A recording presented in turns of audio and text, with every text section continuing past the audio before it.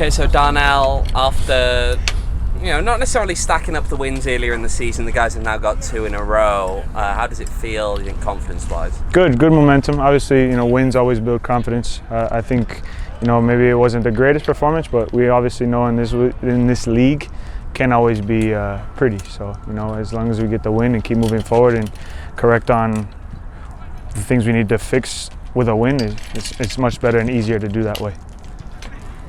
From your perspective, of course, as well, you've been spending a lot of time on the bench. You did get the start in Orange County. How's that feel for you? Oh, it's nice. Obviously, I come and do my job when my name is called, and I always have to be ready. Obviously, every player wants to be playing as much as possible. That's what we're here for. But in the circumstances, the lineup that we put out on week in and week out is the coach's decision, and we have to deal with it and just be ready when our number is called. Not the strongest performance for you guys. Juan talked about it a little bit at the weekend, but the result was there. Was that something you guys as a team have been looking for? Maybe getting a result that didn't necessarily match a great performance? We're always just looking for results. Obviously, you want to have good performances. That's just standard. But if you don't have a good performance and you get the win, you take it. You don't let that go. So, 3 points is obviously massive for us, even under the circumstances of the performance. But it is what it is. We keep moving forward, and hopefully we have better performances moving forward with wins. Obviously, you got another team that are struggling this season in Vegas coming up next. How do you guys guard against complacency? You just can't be complacent in this league. I think teams have been told that many times before, and you see what happens later on in the season when you become complacent in any game that you play. Every point is crucial, and I think we got to take these games like it's a championship game. Every game is a championship game. So, obviously we talk to the boys, the leaders in here, and just make sure that we're all ready when the time comes, and make sure we're coming out firing on all cylinders when the game starts. Is this a chance the next couple games to really get into a rhythm and really refine what is working for you guys? How do you kind of go about goals the next couple weeks here? Absolutely. Obviously in the beginning, we had 17 new players come in, so it obviously takes a bit of time. You can see that it's starting to gel. Even though they're not the greatest performances, we still get results and get something out of it. So yes, 2 wins is huge, and hopefully we can build on it more going forward. It's somebody's birthday, apparently. Is it Jason's birthday? Should we get? I don't think it's Jason's. I think it's one of the interns. So, but yeah, they get pretty wet after that. How does your job change in a week where you're in the 11 as opposed to being an option off the bench as captain? My job really doesn't change. I think as a veteran player, I always know that I have to be ready whenever my number's called. Like I said, I want to be on the field at all times, but I'm here for the team, I'm here for the organization, and I just got to make sure the boys are ready when the time comes, and have a good attitude and make sure we're ready to get wins, because ultimately at the end of the day, that's what keeps us all having a job. I just got to make sure that when I'm in the 11, I'm going to perform to my highest ability, and when I'm not, I'm going to support to my highest ability, and when my number's called, I'll come on and show you what I can do. Being in that kind of a leadership role and one of the few players to actually carry over from last season, how much have you found that you've been having to kind of bring some of the new guys in and get them used to what Phoenix Rising is? Obviously you have to teach them the culture. I think when you watch these teams over the years, you kind of understand the culture. It's a winning culture.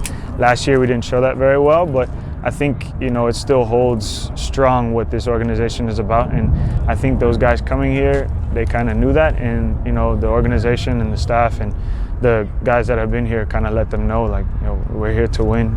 We want to win. That's why we came to this beautiful place. Obviously, you can see it's one of the top clubs in the USL. So, don't take advantage of this opportunity, and that's something that we kind of embed all my teammates' heads to let them know, don't squander this, because this is a beautiful place, and you don't want to take that for advantage. At the same time, you've been here for so long, but this is going to be your first $1 Beer Night Friday, isn't it? Yeah, I think so. The first couple of years we couldn't do it, obviously, because the world shut down. But yeah, I'm excited for it. Obviously I've seen the videos and how it turns out, and it's always a great time. And we seem to get W's on those type of nights, so that's hopefully we keep that going and keep $1 Beer Nights coming, because it brings a heavy crowd.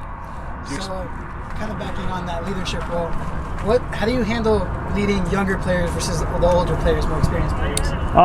It takes a little bit more. You got to take a little more time with them, get them to understand. You know, there's different types of leaders. There's leaders that can scream at you, and sometimes that message doesn't get across very well.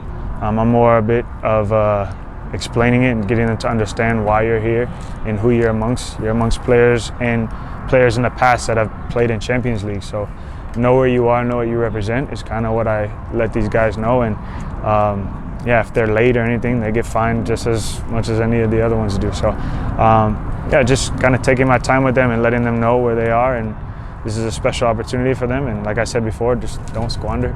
And the older guys, I mean, you know, they're grown men. We're all grown men here, but they've been through it, so they should know by now. But you know, if I have to get on top of them a bit, I will. Yeah.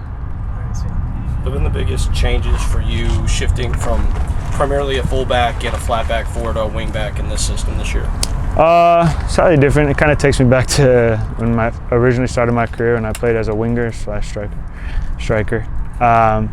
No, but yeah, being a wingback, you know, you have to understand that you have a responsibility on the defensive end, but you know that you got to be an attacking threat. I mean, personally, I don't think I brought the most last game, but you know, that's kind of like switching roles a bit. It's something that you got to adapt and just do it when the time comes. So yeah, I mean, it's a task, but that's why we were brought here, to do the job. And you know, we have different players that can do the job differently. So yeah, I mean, it's just adapt to the position when it comes.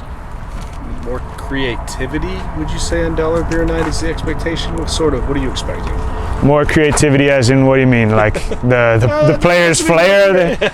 Nah, I think there'll definitely be more stories to tell, you know. There'll be a little more liquid courage for our lovely fans, so we're excited to have them out there, have them supporting us. You know, we love you guys so much, so can't wait, and we'll get the W for you.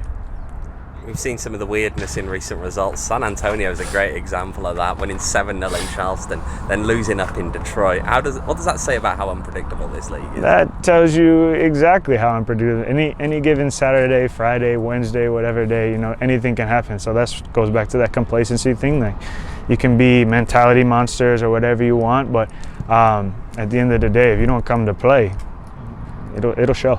So.